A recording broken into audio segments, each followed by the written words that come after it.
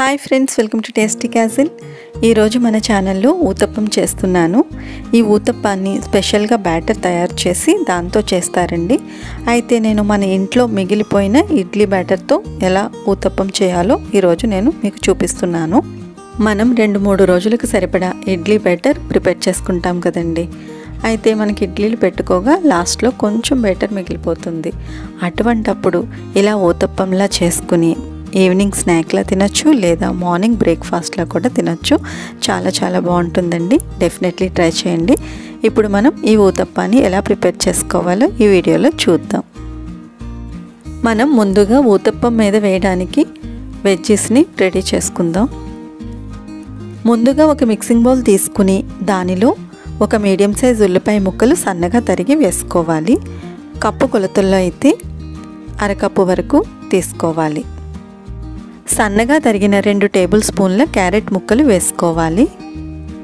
1 table spoon పచ్చిమిర్చి ముక్కలు, 1/2 tea spoon అల్లం ముక్కలు, కొంచెం కరివేపాకు తీసుకుని కట్ చేసి వేసుకోవాలి.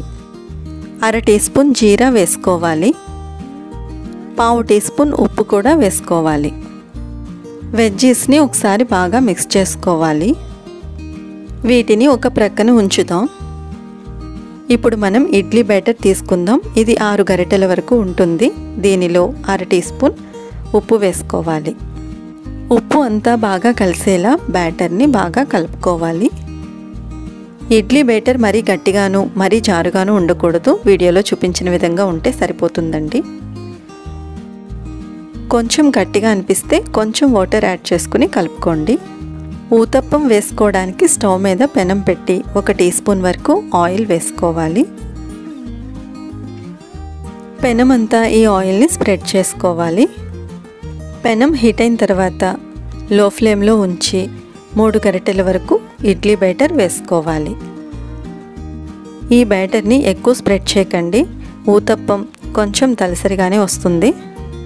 ఇప్పుడు మనం ముందుగా రెడీ చేసి పెట్టుకున్న వెజ్జెస్ అన్నింటినీ ఈ ఊతప్పం మీదన వేసుకోవాలి. ఈ వెజ్జెస్ని నేను 2 ఊతప్పాలకి సరిపోయేలా రెడీ చేశానండి. ఊతప్పం అంతా వెజ్జెస్ ఉండేలా ఇలా వేసుకోవాలండి. వెజ్జెస్ అన్నీ వేసిన తర్వాత ఇలా చేత్తో కొంచెం లైట్గా ప్రెస్ చేయాలి. ఈ ఊతప్పాన్ని మనం మీడియం ఫ్లేమ్ కంటే కొంచెం ఫ్లేమ్ తగ్గించి ఉడికించుకోవాలి. ఊతప్పం కొంచెం కాలిన తర్వాత దాని మీద 1 టీ స్పూన్ ఆయిల్ వేసుకోవాలి. అలాగే చుట్టూరా కూడా 1 టీ స్పూన్ ఆయిల్ వేసుకోవాలి. ఊతప్పాన్ని 2-3 నిమిషాల తర్వాత అట్ల గరిటతో ఇలా చుట్టూరా లూజ్ చేయాలి. ఊతప్పాన్ని ఒకవైపు అట్ల గరిటతో పైకి లేపి చూడాలి. గోల్డెన్ బ్రౌన్ కలర్ వచ్చేసిందంటే ఒకవైపు ఉడికిపోయినట్లే. అప్పుడు మనం ఇలా తిరగవేయాలి. ఊతప్పం రెండవ వైపు 2 నిమిషాల్లో ఉడికిపోతుందండి. ఊతప్పం మీద ఉన్నటువంటి వెజ్జెస్ని ఎక్కువగా మాడనివ్వకండి. ఊతప్పం పూర్తిగా ఉడికిపోయిందండి. ఇప్పుడు మనం దీన్ని ఒక ప్లేట్లోకి తీసుకుందాం. చాలా సింపుల్గా చాలా ఈజీగా చేసుకునే ఈ ఊతప్పాన్ని డెఫినెట్లీ ట్రై చేయండి. ఈ రెసిపీ కనుక మీకు నచ్చినట్లయితే లైక్ చేయండి, షేర్ చేయండి. ఇటువంటి మరిన్ని రెసిపీస్ కోసం మా ఛానల్ని సబ్స్క్రైబ్ చేసుకోండి. And thanks for watching.